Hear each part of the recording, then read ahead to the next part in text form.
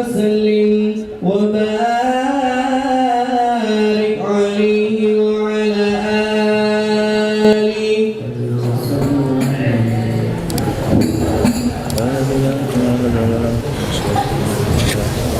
Ya Nabi salam alaika, ya Rasul salam alaika, ya Habib salam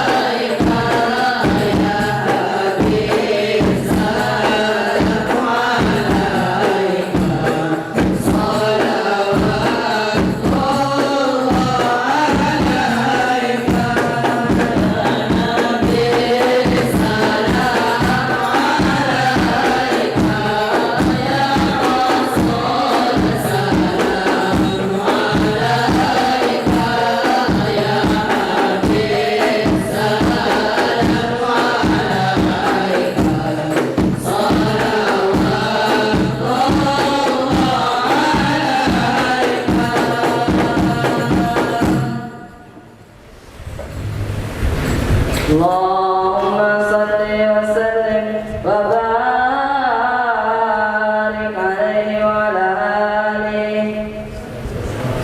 Bismillahirrahmanirrahim. Alhamdulillahi Rabbil Alamin.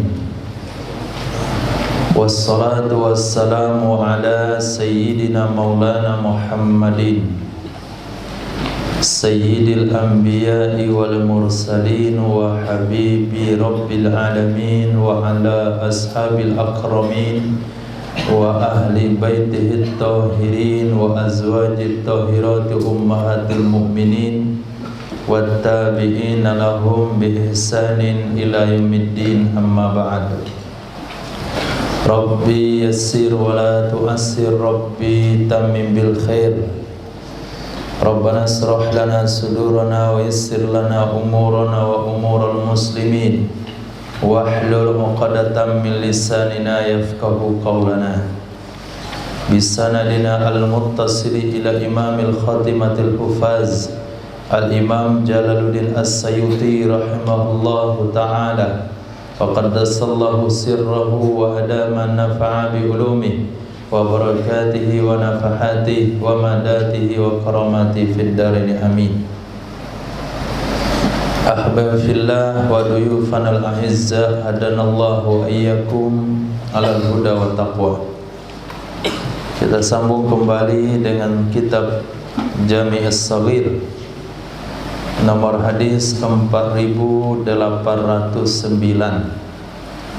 dari 10.000 hadis. Kita hampir menyelesaikan separuh kitab ini dalam masa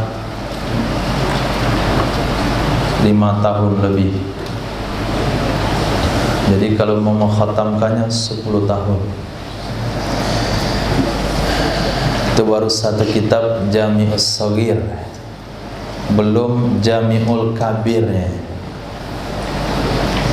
Kitab Jami' maknanya kitab yang merangkum hadis apa saja, yang berbicara tentang motivasi. Karangan Imam Jalaluddin As-Sayuti itu terdiri dari 2 jenis kitab, satu Jami' As-Shaghir, yang kedua Jami' Al-Kabir.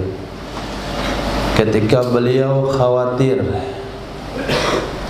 jangan-jangan kitab Jami'ul Kabir ini gak ada orang mau baca, gak ada orang mau beli, akhirnya beliau ringkas menjadi Jami' As-Shaghir. Setelah diringkas pun hadisnya lebih 10.000 setelah diringkas.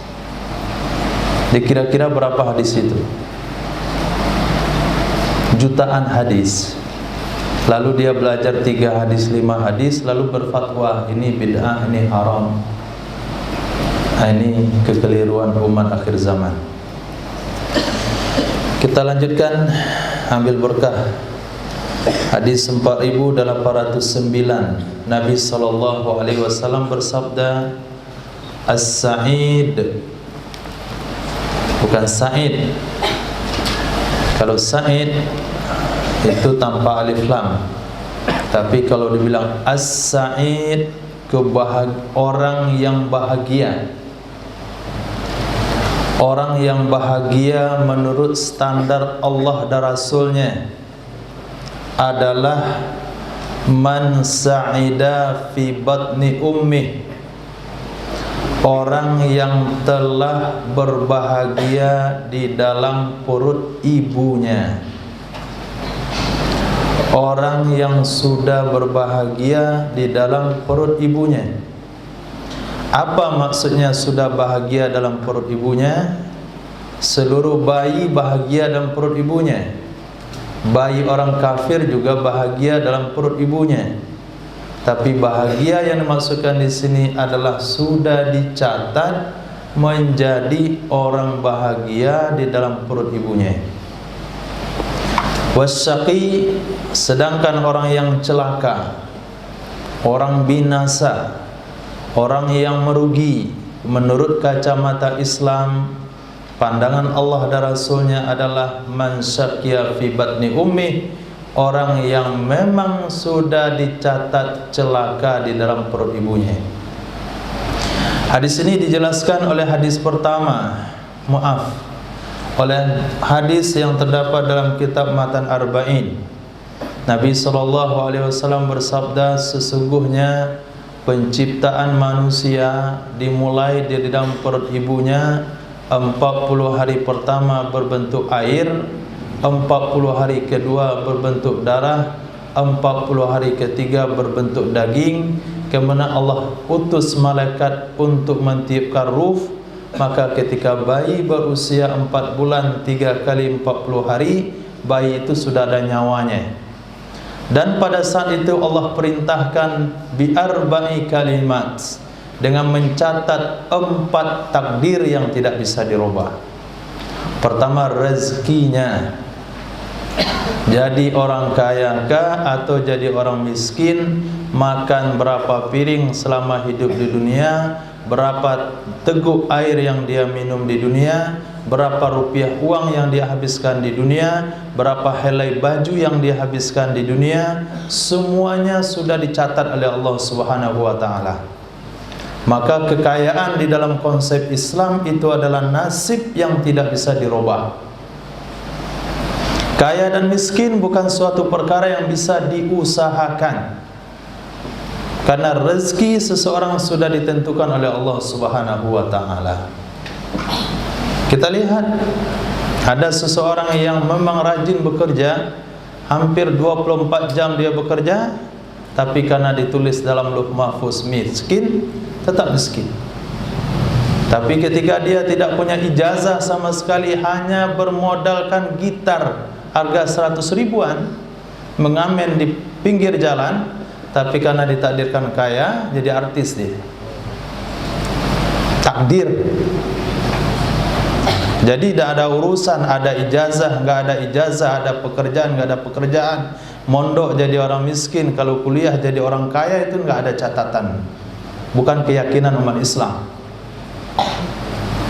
Yang kedua, yang ditakdirkan oleh Allah Subhanahu wa taala di alam rahim itu adalah ajal. Nah, dalam usia berapa dia akan meninggal? Meninggal juga. Tidak akan pernah berubah dari takdir yang telah ditetapkan. Tapi kita mesti siap meninggal dalam amal yang sempurna, bebas dari maksiat kepada Allah Subhanahu wa taala, penuh di dalam hati kecintaan kepada Allah dan kepada Sayyidina Muhammad sallallahu alaihi wasallam. Maka jangan pernah berusaha untuk berbuat maksiat. Jangan-jangan ketika kita maksiat, pada saat itu ruh kita dicabut oleh Allah.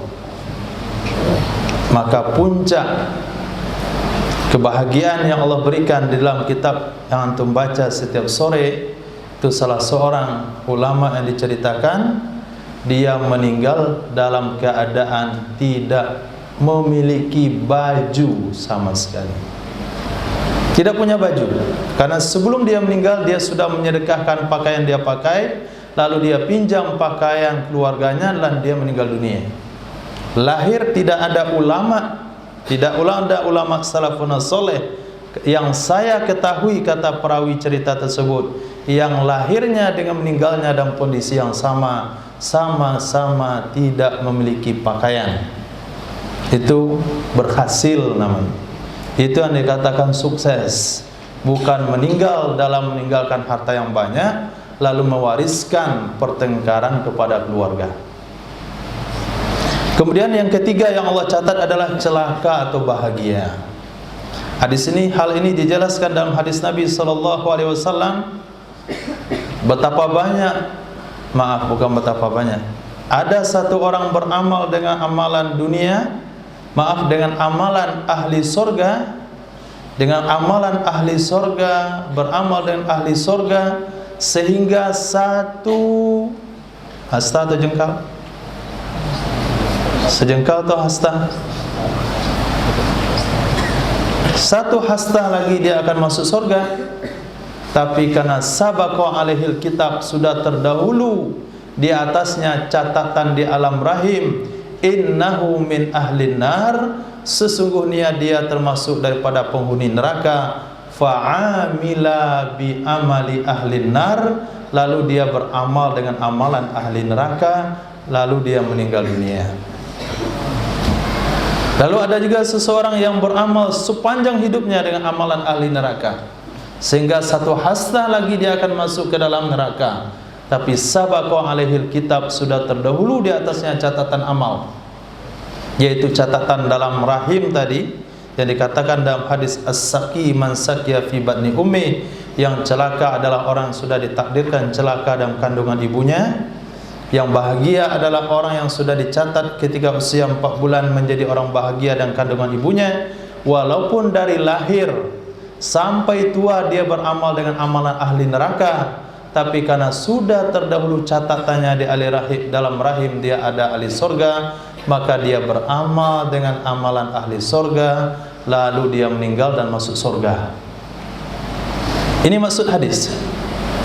Lalu terjadi kebimbangan di dalam benak kita, berarti tidak ada gunanya kita beramal, karena memang sudah ditakdirkan di alam rahim, ahli surga menjadi ahli surga, ahli neraka menjadi ahli neraka, tidak bergantung kepada amal.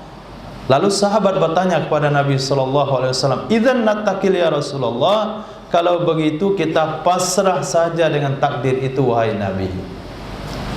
Apa jawaban Sayyidina Rasul SAW? Tidak boleh.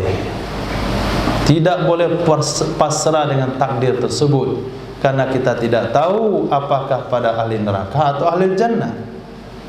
Tapi Nabi memberikan berita gembira. Apa berita gembiranya? Kullun muyassarun lima khuliqalah.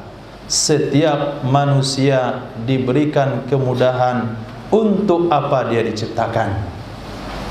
Kalau dia diciptakan untuk ahli surga, mudah beramal-amal kebaikan. Kalau dia diciptakan menjadi ahli neraka, mudah melakukan amal ahli neraka. Maka kita mesti waspada. Kalau kita berada di lingkungan pondok pesantren, pendidikan agama, Al-Quran, hadis, masih belum terniat dalam hati untuk melakukan perbaikan diri dan amal baik, waspada, hati-hati. Orang dalam lingkungan maksiat bisa taat kepada Allah. Kita dalam lingkungan taat, kenapa tidak bisa taat kepada Allah, mencari celah untuk berbuat maksiat? Kullun muyassarun lima khuliqalah. Maka tidak boleh pasrah dengan takdir. Lalu untuk apa hadis itu diceritakan oleh Nabi SAW? Hadis yang kita ceritakan tadi, Nabi jelaskan, Nabi ceritakan, menjadi iktibar bagi kita semua. Jangan berpandangan rendah terhadap ahli maksiat. Bisa saja di akhir usianya dia menjadi ahli taat. Jangan bangga dengan amal kebaikan. Bisa saja dia menutup amal kebaikannya dengan keluar atau murtad dari agama Allah, seperti yang dikisahkan dengan Syekh Barsisakh. Muazzin tiap waktu salat, tapi dia murtad dan dia meninggal dunia. Asbab apa? Tidak jaga mata. Dia naik di atas menara untuk memandangkan azan, dia turun, naik azan. Suatu kali dia melihat ada gadis yang dia nampak dari menara. Dia jatuh hati dengan gadis tersebut. Dia pinang untuk dijadikan istri, melewati jalan halal. Dia tempuh jalan halal, tapi karena asbabnya matanya tidak dia jaga sebelumnya, apa yang terjadi? Ternyata gadis itu bukan muslim. Kata dia, saya mau nikah dengan kamu, tapi dengan syaratnya kamu keluar dari agamamu. Ketika dia mengikrarkan keluar dari Islam, saat itu dia cabut ruhnya oleh Allah Subhanahu wa taala. Menikah enggak jadi, akhirnya dia mati dalam keadaan murtad, seorang muadzin. Maka jangan pernah bangga menjadi ahli taat. Walaupun berada dalam ketaatan, tapi tetap waspada, tetap meminta kepada Allah. Allahumma inna nas'aluka husnal khatimah wa na'udzubika min su'il khatimah. Kita tidak boleh berpandangan rendah kepada siapapun. Kita berdoa dan berharap dia menjadi ahli taat. Kita juga tidak boleh puas dengan kebaikan, harus selalu waspada. untuk menjaga supaya tidak tergelincir daripada akidah dan keimanan kepada Allah dengan menjaga amal, mata, telinga, pemikiran dan sebagainya. Kenapa? Karena Nabi bersabda, yang bahagia itu adalah orang yang sudah ditakdirkan bahagia dalam perut ibunya, yang celaka itu orang yang sudah ditakdirkan celaka di dalam perut ibunya. Maka tidak ada masa untuk seseorang berada dalam titik aman. Oh, saya sudah menghafal Al-Quranul Karim, saya sudah belajar hadis Rasul sallallahu alaihi wasallam, saya menjadi pelajar agama, saya berharap menjadi pemuda yang tumbuh dalam keadaan taat dan meninggal dalam keadaan taat. Tidak ada masalah, bangga, bahagia, senang. Tapi itu tidak ada jaminan. Karena tidak ada jaminan, maka berada dalam keadaan waspada, berada dalam keadaan takut dan khawatir. Itu yang diinginkan oleh Allah Subhanahu wa taala, khaufan wa tama'a. Khaufan wa tama'a. Merasa harap, dalam waktu yang sama juga takut. Jangan terlalu banyak harap, nanti dia menjadi anak yang lancang. Bagaimana kira-kira kalau seorang anak terlalu lancang dengan orang tuanya, karena dia sangat tahu orang tuanya sangat pengasih dan sayang sama dia, maka sayang itu akan berubah menjadi benci. Apabila sayang orang tua kepada dia, dia memanfaatkan untuk dia berbuat lancang. Begitu juga rasa takut terhadap orang tua sehingga dia melarikan diri dari rumah, itu juga akan membuahkan kemurkaan. Tapi dalam waktu yang sama dia takut dengan orang tuanya, dalam waktu yang sama dia juga berharap dengan kebaikannya. Kondisi inilah yang menyebabkan seseorang aman dalam keadaan ketaatan kepada Allah, khaufau wa tama'ah. Sayyidina Umar bin Khattab radhiyallahu an, saking takutnya bagaimana? Kalau diumumkan seluruhnya manusia masuk neraka kecuali satu, kalau diumumkan seluruh manusia masuk surga kecuali satu, maka saya khawatir yang satu orang itu adalah Umar. Tapi harapnya juga tinggi, kalau semua manusia diumumkan masuk neraka kecuali satu yang masuk surga, saya juga berharap yang satu itu adalah Umar. Ini khaufa wa tama'ah yang ditunjukkan oleh sahabat Sayyidina Umar bin Khattab radhiyallahu an. Bisa dipahami? Jadi perlu jaga diri, perlu waspada, perlu hati-hati, perlu rasa harap dan takut. Ketika harap berlebihan, tumbuhkan rasa takut. Ketika rasa takut muncul, timbulkan rasa harap. Maka kitab ini disusun oleh Imam Jalaluddin As-Suyuti dengan judul Bashir wa Nadhir, khabar gembira dan khabar petakut. Kalau hanya membaca khabar gembira, terlalu banyak harap, takut tidak ada. Kalau hanya nadhir sebagai khabar petakut, terlalu takut sehingga tidak ada harapan. Juga enggak boleh. Tidak boleh putus asa daripada rahmat Allah Subhanahu wa taala. Wala taqnatu min rahmatillah.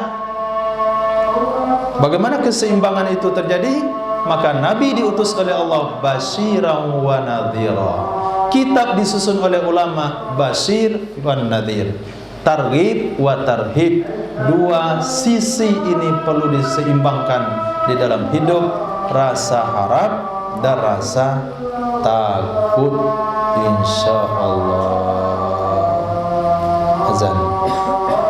Bismillahirrahmanirrahim.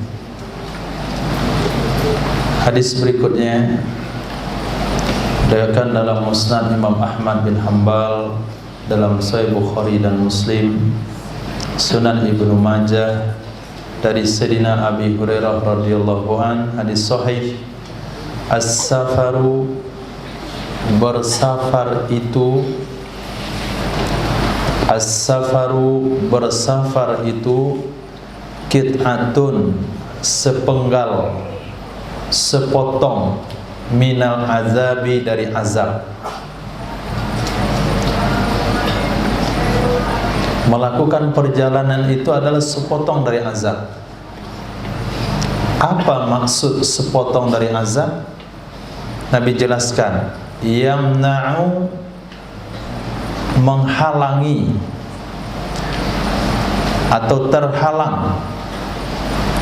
Yamna'u, terhalang, ahadukum, oleh salah seorang kalian yang melakukan safar, ta'amahu, akan makannya, wa syarabahu, dan minumannya, wa naumahu, dan tidurnya.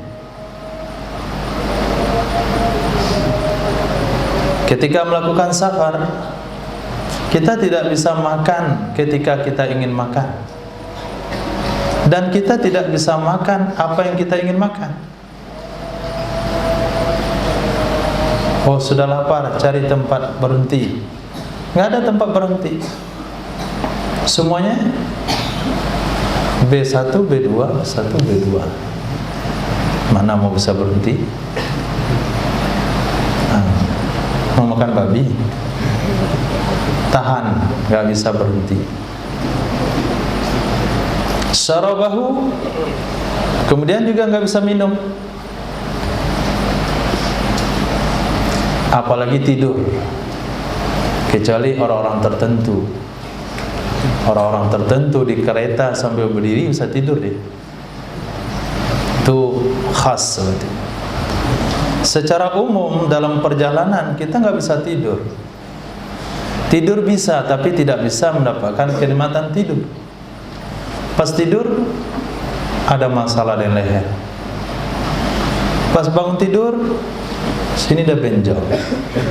Ternyata berkali-kali udah terbentur ke jendela. Udah benjol saja. Jadi safar itu adalah sepenggal dari azab. Ketika naik mobil sekian lama, kayaknya senang deh naik sepeda motor. Pas naik sepeda motor dengan safarnya lama sekali, kayaknya senang naik mobil. Kemudian lihat pesawat, kayaknya senang naik pesawat. Pas ada kekosongan udara, badai dan sebagainya, senang yang mana? Kita senang jalan kaki.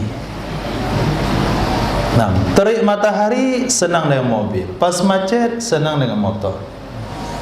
Nah, jadi nggak ada yang senang sebetulnya. Nabi bersabda, as-safaru qit'atun minal azab. Senang itu di rumah. Nah, mau makan, makan, mau minum, minum, mau tidur, tidur. Nah, mau mandi, mandi. Kalau safar mah bisa mandi. 2 hari nggak mandi, mandi. 2 hari nggak ganti baju. Tai gigi dan daki sama tebalnya. Maka Nabi berpesan, fa idza qada, maka apabila telah menunaikan, telah menyelesaikan, ahadukum, oleh salah seorang kalian, nahmatahu, akan hajatnya, min wajihihi, dari depannya,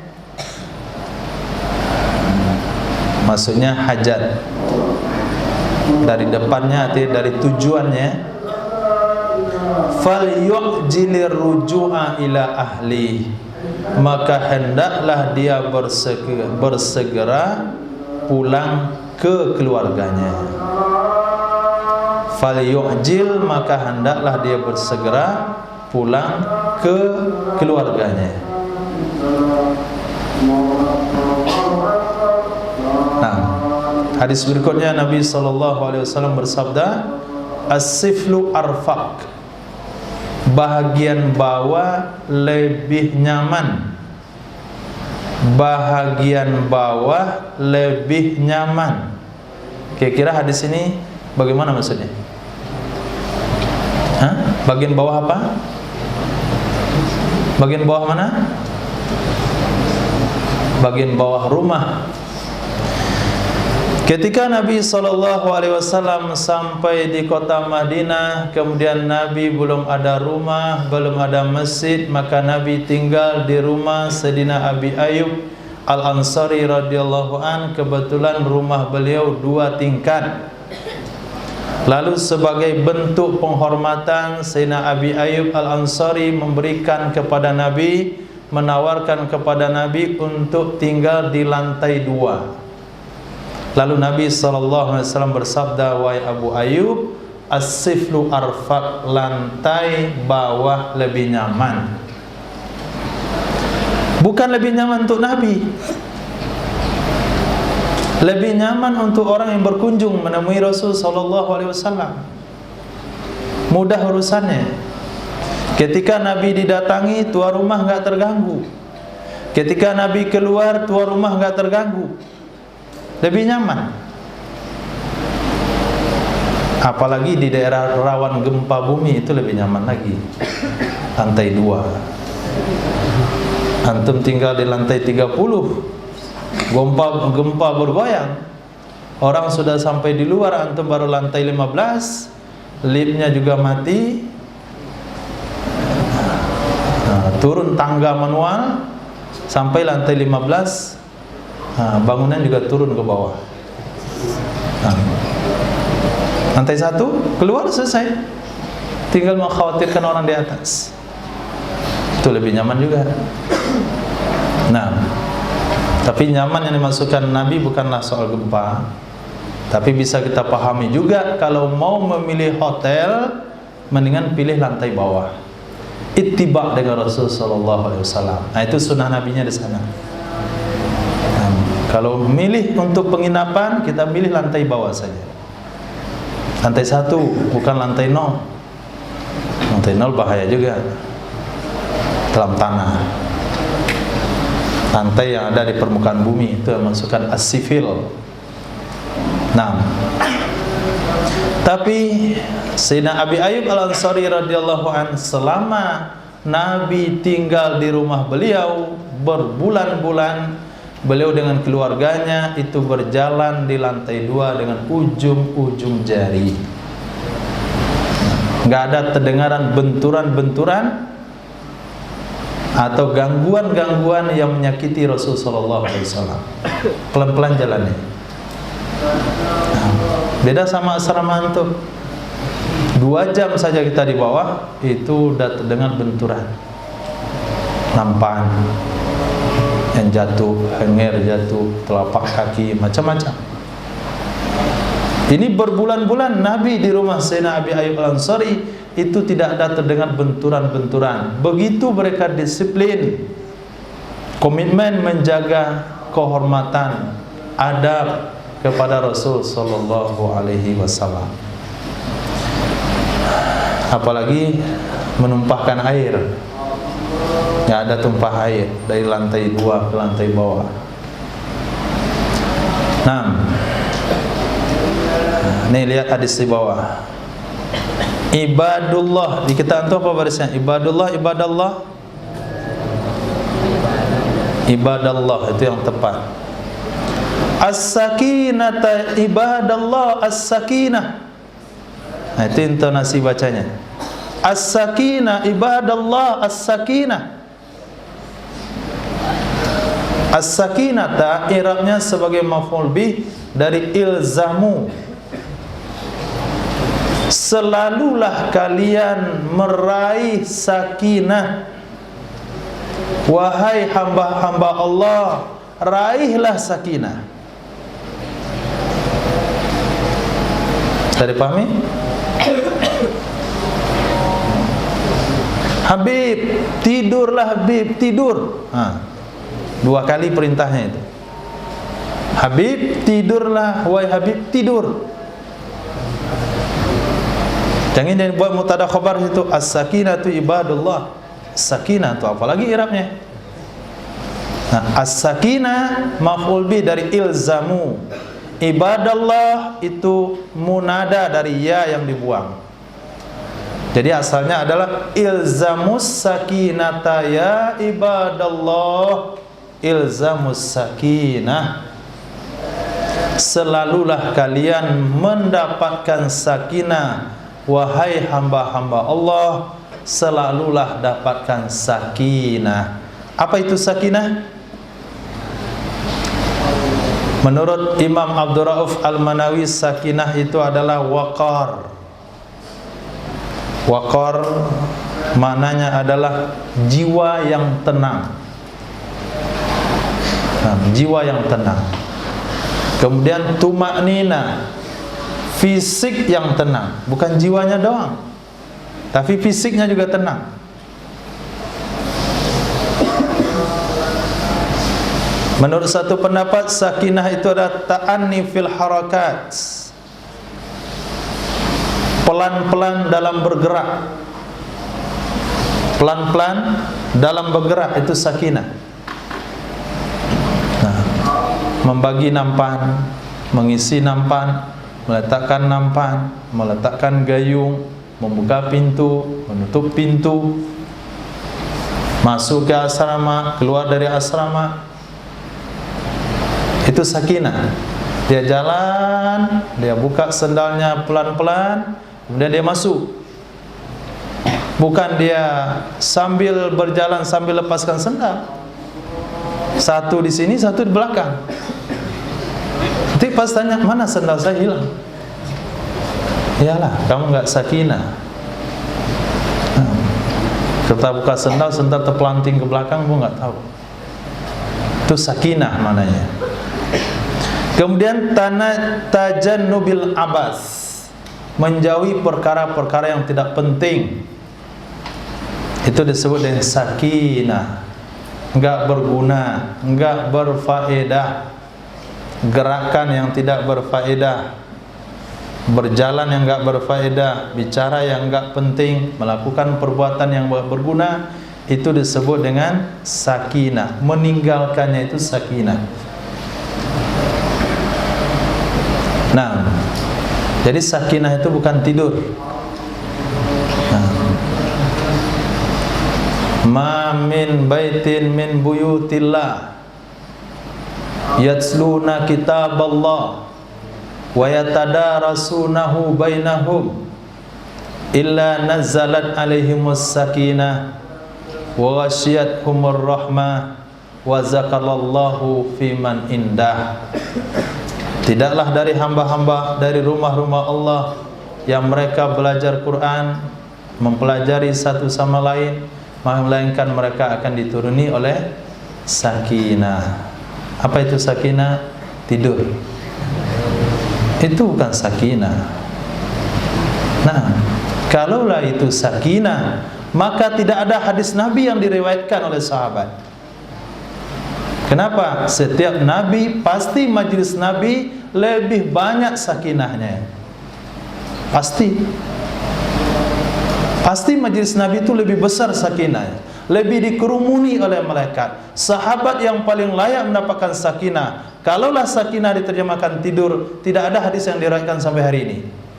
Kenapa? Sayyidina Abu Hurairah dapat sakinah, Sayyidina Umar dapat sakinah, Sayyidina Abdullah bin Abbas dapat sakinah, Sayyidina Umar bin Khattab dapat sakinah. Mulai Nabi, Assalamualaikum warahmatullahi wabarakatuh, sahabat langsung Kenapa? Sakinah datang. Lalu setelah Nabi selesai majlis baru bangun. Hadis apa yang bisa diriwayatkan dalam tidur? Nah, hanya saja untuk 1-2 orang bisa dimaknakan itu sakinah.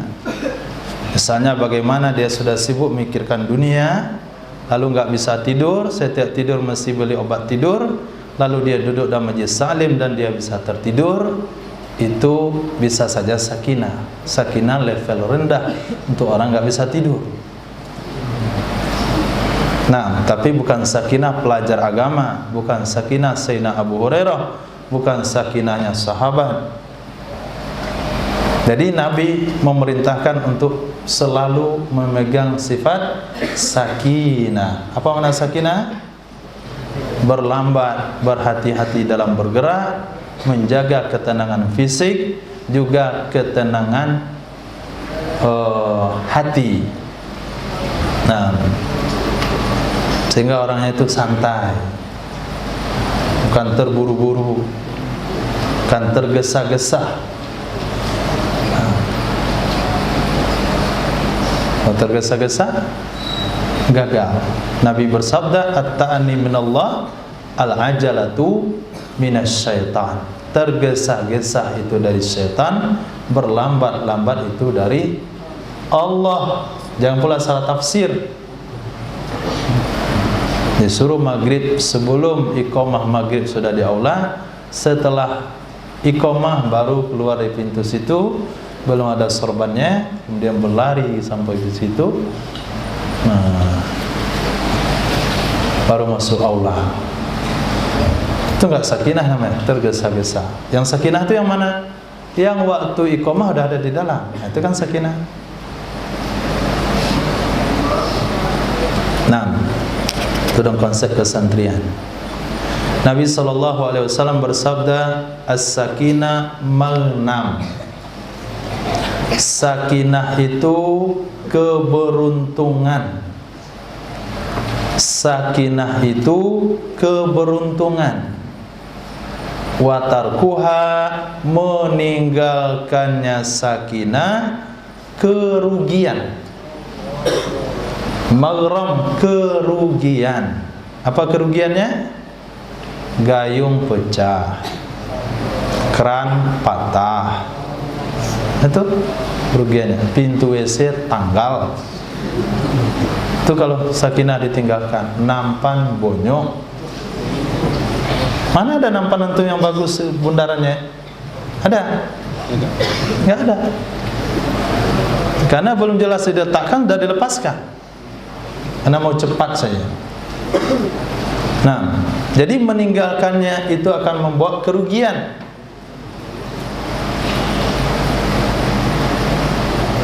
Ada punya elektronik rusak, nggak sabaran, perbaiki sendiri, akhirnya dia bongkar, nggak bisa dipakai karena tergesa-gesa. Coba bertanya satu yang sama yang pakarnya, ternyata hanya colokannya aja yang rusak,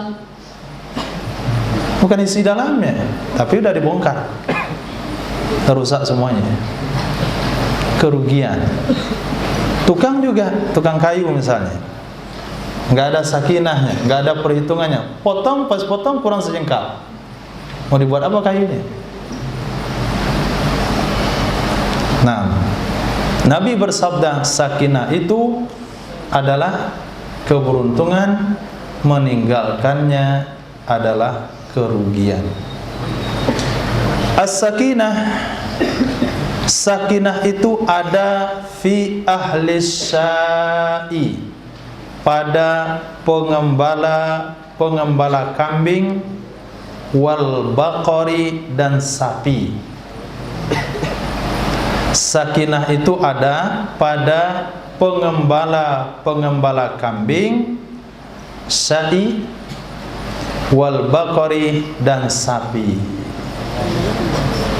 Nah, dia punya sifat sakinah. Tuh pernah ngolah sapi? Nah, nggak bisa buru-buru. Mau diajak pulang ke rumah, mau cepat-cepat lah. Kalau dia mau makan, makan dulu. Antum mau tarik tambang, tetap antum kalah. Juga kambing. Maka setiap para nabi, Nabi SAW, ma min nabiyyin illa yar'al ghanam. Tidak ada dari seorang nabi pun melainkan mereka pernah mengembalakan kambing. Nabi Musa, nah, kesempurnaan risalahnya setelah mengembalakan kambing selama 10 tahun, baru mendapatkan keberhasilan di dalam membina umat Bani Israel. Sayyidina Rasul juga mengembalakan kambing. Semua para anbiya, Nabi Ibrahim mengembalakan kambing. Jadi secara umum, walaupun kita tidak membaca sejarahnya secara umum keseluruhan Nabi, tapi Nabi telah mengatakan secara umum, karena setiap lafaz yang diawali dengan nafi kemudian diakhiri dengan istisna, itu maknanya umum. Tidak ada dari seorang nabi melainkan mengembalakan kambing. Itu menurut ilmu mustalahul hadis, itu bagian daripada umumul lafzi.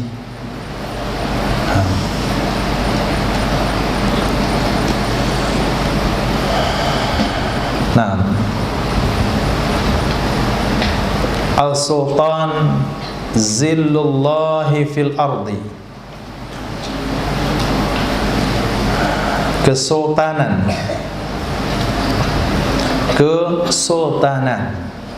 kekuasaan adalah naungan Allah di muka bumi. Adalah naungan Allah di muka bumi. Tempat bernaungnya orang-orang zalim, tempat bernaungannya orang-orang lemah, tempat bernaungnya orang-orang tertindas.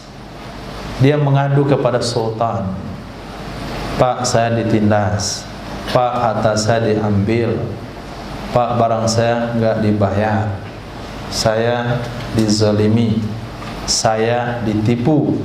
Kemana melapornya kalau di muka bumi? Pada sultan. Kekuasaan yang dimasukkan di situ.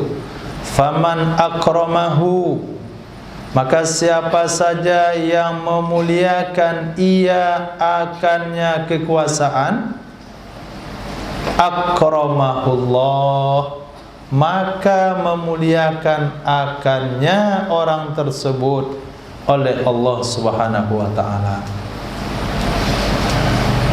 Jangan salah paham, bukan memuliakan penguasa. Kenapa bukan memuliakan penguasa? Karena Nabi bersabda atau ulama berkata, kalau kamu ingin melihat pencuri, maka lihatlah ulama-ulama yang mendatangi pintu-pintu penguasa. Jadi bukan penguasa, mana kekuasaan. Maka kekuasaan itu, siapa yang memuliakan kekuasaan itu, dia dimuliakan oleh Allah. Maksudnya adalah penguasa yang memuliakan jabatan yang diberikan kepadanya. Dia hormati jabatan tersebut, dia tunaikan hak-haknya, dia tinggalkan perkara-perkara yang merusaknya. Itu maksud memuliakan. Maka dia dimuliakan oleh Allah Subhanahu wa ta'ala. Mana buktinya? Salah satu dari 7 kelompok yang mendapatkan naungan aras pada hari kiamat adalah siapa? Al-Imamul Adil, pemimpin yang adil. Itu mendapatkan naungan aras pada hari kiamat. Berarti dia memuliakan kekuasaan dia, memuliakan jabatannya. Dia gunakan sebagai payung untuk menaungi masyarakat. Dia gunakan sebagai payung untuk menaungi orang-orang yang terzalimi. Dharma. Nah, sehingga Sayyidina Umar bin Khattab radhiyallahu an mengatakan, orang-orang yang kuat yang melakukan kezaliman, dia adalah orang lemah di sisi saya. Tapi orang-orang lemah yang terzalimi, dia adalah kuat di sisi saya. Sebaliknya, waman ahanahu, siapa saja yang menghinakan ia akannya kekuasaan, dia hinakan jabatan yang dia punya, tidak dia hiraukan tuntutan dan tanggung jawabnya, ahanahullah, maka menghinakan akan orang itu oleh Allah Subhanahu wa ta'ala. Maka orang yang tidak menghargai jabatan yang diberikan kepadanya, dia akan dihinakan oleh Allah, dimasukkan ke dalam neraka. Hadis berikutnya, Nabi SAW bersabda, as-sultan, kekuasaan, kesultanan, zillullahi fil ard, adalah naungan Allah di muka bumi. Ya'wi ilaihi, mengambil tempat kepadanya sultan. mengambil tempat kepadanya sultan. Ya'wi maknanya mengambil tempat. Bahasa umum yang mudah dipahami, berlindung. Ya'wi makna dasarnya mengambil tempat, maksudnya berlindung. Ilaihi kepadanya sultan, kullu mazlum, oleh setiap yang dizolimi, setiap yang dizolimi min ibadih, dari hamba-hambanya Allah subhanahu wa ta'ala, tanpa membeda-bedakan antara agama dengan agama, tanpa membeda-bedakan antara agama dan agama. Seorang penguasa harus bersikap adil kepada yang berbeda agama sekalipun. Ketika Sayyidina Umar bin Khattab radhiyallahu anhu menjadi khalifah, menjadi gubernur di Mesir adalah Sayyidina Amr bin As radhiyallahu anhu. Kemudian beliau telah menggusur satu gubuk tua milik Yahudi.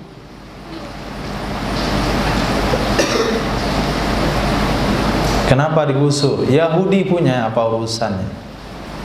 Tapi Yahudi ini melapor kepada Sayyidina Umar bin Khattab ke Madinah. Sampai di Madinah kaget Yahudi tersebut, kenapa presidennya tidak punya pengawal? Kenapa tidak punya rumah dinas? Tidak punya satpam? Dibicarakanlah apa yang dilakukan oleh Sayyidina Amr bin As. Rumah saya digusur tanpa seizin saya untuk membangun kepentingan umum. Akhirnya Sayyidina Umar bilang, kamu ambil tulang onta dari tong sampah itu. Setelah diambil tulang onta, Sayyidina Umar goreskan garis lurus di atas tulang itu, kemudian tolong berikan ke gubernur saya, Amr bin As. Itu aja bahasanya, bahasa isyarat. Langsung dipahami. Sampai di Mesir, Yahudi ini memberikan tulang itu kepada Sayyidina Amr bin As. Saya sudah pergi ke Madinah melaporkan rumah saya digusur, dan saya mendapatkan pesan dari Amirul Mukminin, ini tulang unta buat kamu. Dilihat tulang unta, langsung gemetaran Sayyidina Amr bin As. Orang Yahudi pun bingung dia. Kenapa lihat tulang bergaris itu gemetaran? Sama dengan wanita yang datang kepada salah seorang ulama membawa satu biji apel merah. Sedang pengajian dikirim satu biji apel merah. Ulama itu bilang minta pisau, belah dua. Setelah belah dua, kasih lagi sama wanita itu. Orang pun nggak mengerti apa maksudnya. Apakah wanita itu minta belahkan apel supaya berkah? Tidak. Ternyata wanita itu bertanya tentang haid yang disimbolkan oleh warna merahnya apel. Wahai imam, bagaimana kira-kira seorang wanita berhaid? Kapan haidnya habis? Kata imam tersebut, ketika dia sudah putih, bening seperti beningnya buah apel yang ada di dalamnya. Selesai masalahnya. Nggak perlu tutup-tutup rahasia. Dah saling mengerti. Begitu juga Sayyidina Amr bin As. Lihat sini. Nah, kamu harus berlaku adil seperti lurusnya garis yang ada di atas tulang ini. Kalau kamu tidak berlaku adil, kamu akan jadi tulang. Jadi tulang dibunuh. Nah, orang sudah tahu siapa yang bilang Islam radikal. Nah, Sayyidina Umar ketika menaklukkan Baitul Maqdis,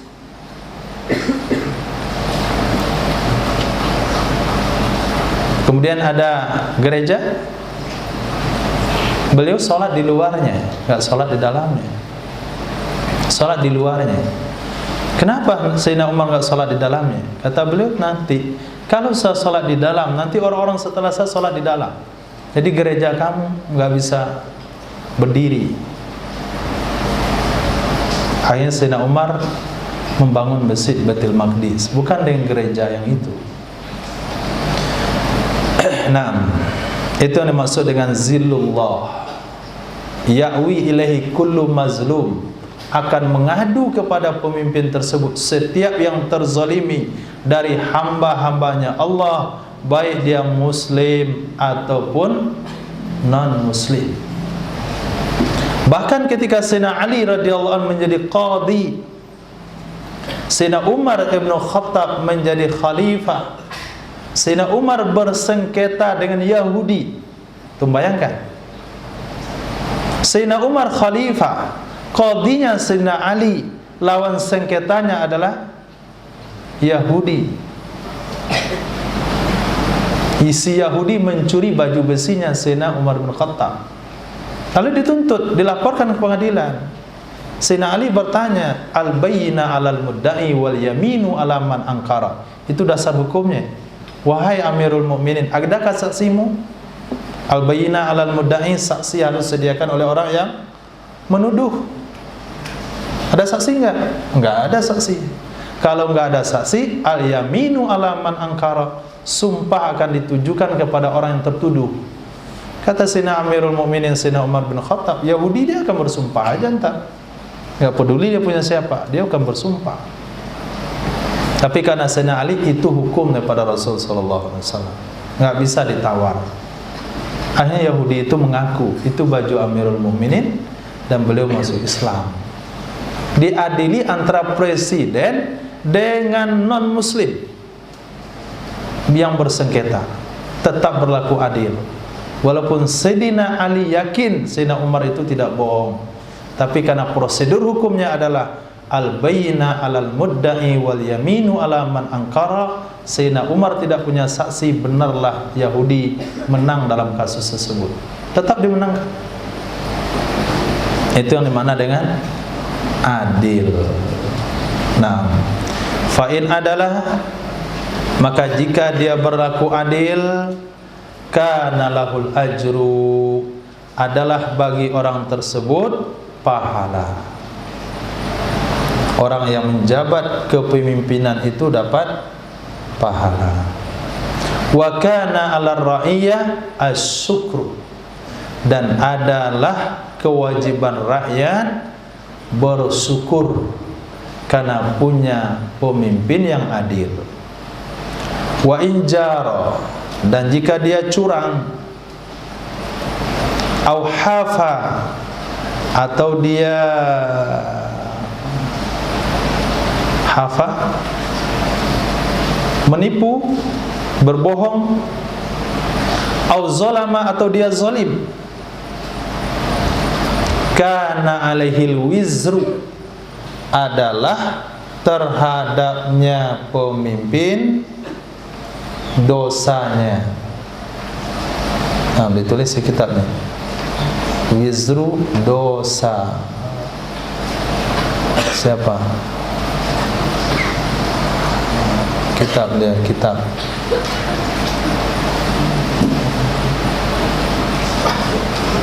Wa kana 'ala ra'iyya as-sabru, dan adalah kewajiban rakyat bersabar. Kalau pemimpin zalim, kewajiban rakyat sabar, dosanya dia yang nanggung, kita hanya bersabar. Islam tidak mengajarkan pemberontakan, sabar. Maka dalam hadis yang lain, Nabi SAW bersabda, jika kalian hidup di zaman kepemimpinan yang zalim, jika hak kalian ditahan tidak diberikan, taatlah kalian dengan perintahnya selagi tidak bertentangan dengan Al-Quran dan hadis, kemudian minta hak kalian kepada Allah Subhanahu wa ta'ala. Wa iza jaratil wulah, apabila berlaku zalim, berlaku curang oleh para pemimpin, qahatatis sama, maka akan kemarau oleh langit. Qahatats, kemarau, as-sama oleh langit, artinya langit tidak mau menurunkan hujannya, akan terjadi kemarau berkepanjangan. Wa idza muni'atiz zakah, apabila dicegah, dihalang akan zakat, halakatil mawashi, akan binasalah, akan matilah hewan-hewan ternak. Ya mungkin penyebabnya penyakit. Penyakit apa kemarin itu, kuku tebal atau apa? Ada penyakit hewan baru, mau korban dah ada aja penyakit hewan. Nah, ketika enggak hari raya korban enggak ada penyakit, tapi pas hari raya korban muncul penyakit, hewan mati. Memang secara zahirnya penyakit, tapi secara hakikatnya banyak hewan ternak yang tidak ditunaikan zakatnya. Wa iza zahara zina, apabila telah merajalela, telah tersebar oleh praktek zina, maka akan muncul kefakiran dan kemiskinan. Kefakiran dan kemiskinan. Ketika umat Islam datang ke Madinah, tidak beberapa orang yang bisa membawa harta kekayaannya dari Makkah ke Madinah. Tidak beberapa orang. Semuanya hidup di Madinah dalam keadaan miskin. Di zaman Rasul sallallahu alaihi wasallam 10 tahun. Di zaman Sayyidina Abu Bakar 2 tahun. Di zaman Sayyidina Umar 10 tahun. Di awal kepemimpinan Sayyidina Umar, berarti kira-kira 14 tahun pemerintahan Madinah, 10 tahun di zaman Nabi, masih agak sulit kehidupan. Tambah 2 tahun di zaman Sayyidina Abu Bakar, masih susah. Di zaman Sayyidina Umar, itu harta rampasan sudah tidak bisa terhitung. Berapa tahun? 12 tahun Madinah jaya. Katakanlah 15 tahun. 15 tahun Madinah sukses. Tidak ada fakir miskin, sehingga seluruh kehidupan sahabat sudah berubah dengan kekayaan yang ada, kecuali Sayyidina Abu Ubaidah bin Jarrah. 15 tahun buat negara. Indonesia bukan buat negara, sudah punya negara, hanya membina negara yang sudah dimerdekakan selama 75 tahun. Nah, alhamdulillah nggak ada yang miskin.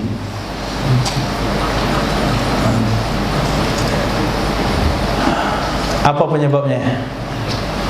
Apakah dikatakan konsep Islam akan mentelantarkan, menyebabkan negara tidak berkembang? Lihat Madinah 15 tahun. 2 tambah kira-kira sempurnanya pemerintahan Sayyidina Umar bin Khattab 22 tahun. 22 tahun, 2/3 dunia telah aman. 2/3 dunia. Itu konsep Islam. Tapi asbab zina merajalela, apa muncul? Kefakiran, kemiskinan. Wa idza ukhfiratiz zimma udilal kuffar, apabila dicurangi jaminan keamanan, apabila dikhianati jaminan keamanan, maka diberikan kekuasaan kepada orang kafir. Jadi runtuhnya kekuasaan Islam bukan karena lemahnya tentara Islam, tapi mereka tidak lagi adil kepada orang-orang kafir. Mereka sudah mengkhianati janji. Maka mengkhianati janji itu perkara yang sangat merugikan. Ketika seorang muslim telah memberikan jaminan keamanan kepada non-muslim, maka non-muslim itu mesti dijaga harta diri dan darahnya, tidak boleh diganggu. Ketika Fathul Makkah, banyak orang-orang kocar-kacir mendapatkan perlindungan keamanan. Datanglah salah seorang laki-laki kepada Sayyidatina Ummi Hani radhiyallahu an, kepada seorang wanita, "Wahai Ummi Hani, tolong lindungi saya." Kata Ummi Hani, "Kamu saya lindungi." Lalu datang Sayyidina Ali radhiyallahu an, tidak ada perlindungan, akan saya bunuh dia. Akhirnya Sayyidatina Ummi Hani datang pada Rasul sallallahu alaihi wasallam, "Ya Rasulullah, sesungguhnya anak Abu Thalib itu telah ingin membunuh orang yang saya lindungi." Tidak disebut lagi Ali bin Abi Thalib. Anak Abu Thalib itu padahal adiknya sendiri. Anak Abu Thalib itu pengen membunuh orang yang saya lindungi. Apa kata Nabi sallallahu alaihi wasallam? Orang yang sudah dilindungi oleh laki-laki, oleh wanita, atasan, bawahan, masyarakat rendah sekalipun dari orang Islam memberikan keamanan kepada non-muslim, maka dia mesti dijaga, tidak boleh diganggu. Maka Sayyidina Bilal bin Rabah memberikan jaminan kepada Sayyidina Wahsy radhiyallahu anhu. Dia sudah lari. Kemana saya akan berlindung? Saya cuma pendatang. Didatangi oleh Sayyidina Bilal, "Saya melindungi kamu karena kita satu kampung." Datang menemui Rasul sallallahu alaihi wasallam dan mendapatkan jaminan keamanan daripada Rasulullah. Kemudian dibujuk dia masuk Islam dan dia masuk Islam. Tapi Nabi bersabda, "Wahai Wahsy, kalau kamu mampu, janganlah tampil di depan saya. Karena lihat muka kamu tuh ingat paman saya." Nabi tetap menerima, walaupun pamannya dibunuh sekalipun, tapi karena sudah dilindungi oleh Sayyidina Bilal bin Rabah, bukan orang Quraisy, bukan pemuka, bukan petinggi, tapi keamanan, jaminan yang diberikan oleh Sayyidina Bilal diterima oleh Rasulullah dan Sayyidina Wahsy masuk Islam. Tapi beliau jangan tampil di depan Nabi. Maka Nabi memandang situ dia lari. Nabi memandang situ dia langsung lari, takut menyakiti hati Rasul. Tapi beliau sudah bertekad dalam hatinya akan membunuh orang yang paling berbahaya dalam Islam. Akhirnya beliau menebus kesalahannya dengan membunuh Musailamatul Kadzdzab. Nah, itu berbicara tentang perlindungan, jaminan keamanan. Apabila dilanggar, itu akan menyebabkan kekuasaan Allah pindahkan kepada orang kafir. Khair, insyaallah mungkin demikian yang bisa kita baca malam ini. Insyaallah untuk Rabu depan kita tidak ada masail malam karena peringatan 17 Agustus dari pagi sampai sore, kemudian disambung hari Kamis, Rabu dengan kegiatan luar ruangan, permainan-permainan sehingga bikin mengantuk Rabu malam, jadi kita nggak buat masail. Kemudian Kamisnya kegiatan di dalam ruangan, perlombaan pendidikan. Khair, kalau ada pertanyaan mungkin bapak-bapak silakan.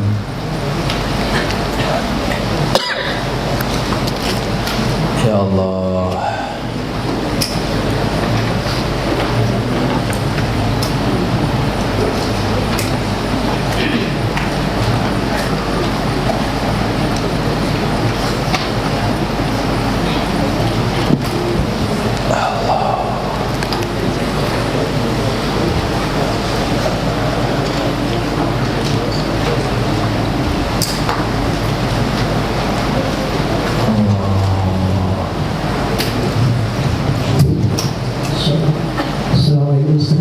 Assalamualaikum warahmatullahi wabarakatuh. Tentang adat dan sunnah, apakah semua adat juga merupakan sunnah? Kemudian kita lihat sekarang adatnya buang air satu, buang kecil. Itu sering kita menggunakan adatnya buang air kecil adalah duduk. Tapi mayoritas tempat-tempat umum itu tempat berdiri, malah berdiri. Bahkan ada sebuah percontohan itu antara jalan-jalan raya Bukit Tinggi itu mungkin yang memberikan anak begitu. Surau percontohan itu buang satunya atau buang air kecilnya itu. Jadi mungkin itu pertanyaan Ustaz. Terima kasih. Terima kasih, jazakumullah khair.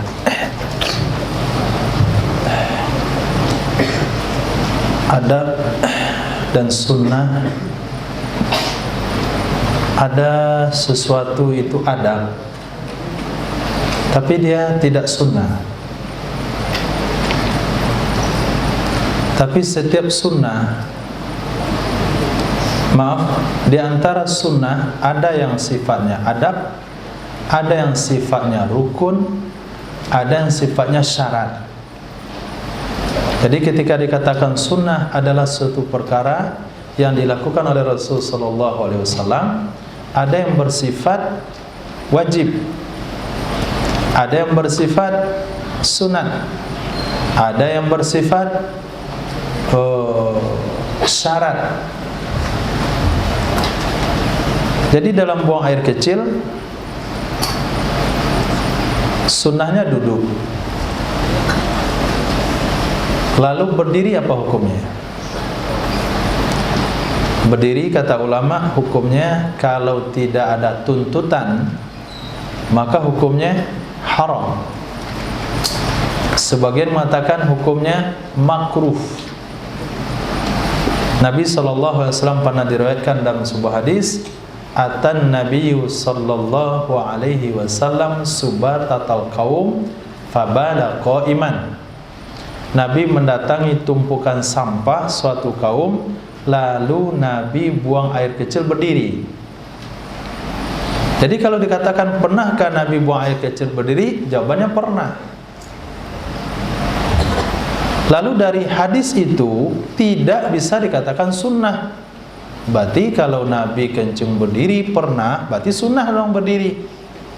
Gak bisa, karena sunnahnya duduk. Jadi bukanlah setiap sesuatu yang dilakukan oleh Rasulullah itu menunjukkan kepada perkara yang sunnahnya begitu, adabnya begitu, bukan. Lalu kenapa Nabi buang air kecil berdiri?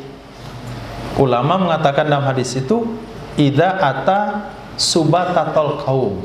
Nabi mendatangi tumpukan sampah.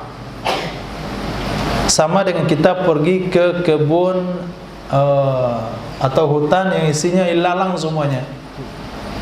Coba mau duduk. Atau kita mampir di masjid, semua WC-nya berdiri. Mau duduk di mana?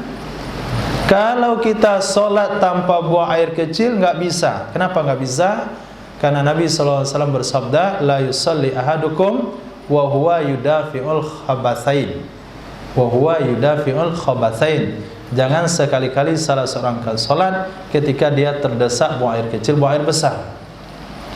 Ketika kita mampir, nggak ada tempat untuk buang air kecil kecuali WC-nya semuanya berdiri. Waktu itu apa yang dilakukan? Apakah sholat dengan menahan buang air kecil atau akan kencing berdiri? Nah, baru dipakai hadis tadi. Atan Nabi sallallahu alaihi wasallam subatatal qaum. Nabi mendatangi tempat sampah suatu kaum, lalu Nabi kencing berdiri. Pada saat itu orang yang datang terdesak ke tempat tersebut boleh-boleh saja dia kencing berdiri karena darurat. Bukan berarti adanya hadis tersebut mentolerir pengurus masjid bukan menyediakan WC berdiri. Jadi beda hukumnya. Bagi yang mampir singgah ke belet buang air kecil dan dia mesti buang air kecil, yang WC yang ada hanya untuk berdiri, bagi dia boleh berdiri. Bagi pengurus yang hanya menyediakan atau yang menyediakan WC berdiri di masjid, lalu mengatakan masjid percontohan, apalagi diberi nama masjid sunnah, itu dia berdosa. Kalau sampai dia beri begitu, masjid sunnah, pas masuk WC berdiri, otomatis sunnah berdiri, berarti dia telah melabelkan kencing berdiri kepada sunnah, dia dosa. Nah, maka bagi kita yang singgah ya tergantung kita. Kalau bisa dapat mampir di tempat yang tidak berdiri, kita bisa mampir. Tapi kalau terpaksa, walaupun pakai jubah sekalipun, ya mesti begitu. Bayangkan pakai jubah begitu, apa kata orang? Nah, jangan kata orang lagi, kalau sudah terdesak, nggak dari kata orang di situ. Hadis tadi, atan Nabi sallallahu alaihi wasallam subatatal qaum fa bala qa'iman. Tapi bagi kita pengurus, itu tidak selayaknya menyediakan di masjid kencing berdiri. Kenapa? Karena akan memaksa seseorang untuk melakukan perkara makruh. Itu hukum yang paling minimal. Tidak ada ulama memberi hukum mubah. Makruh itu hukum minimal kencing berdiri. Tapi apabila ada asbab kencing berdiri tersebut tidak habis buang air kecilnya, kemudian menetes, maka akan menyebabkan dosa besar. Nabi SAW mendatangi dua buah kuburan.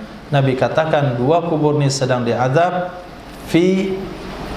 laisa fi kabirin, bukan dalam dosa yang dianggap berat oleh mereka, dosa enteng, yaitu tidak hati-hati dalam buang air kecil.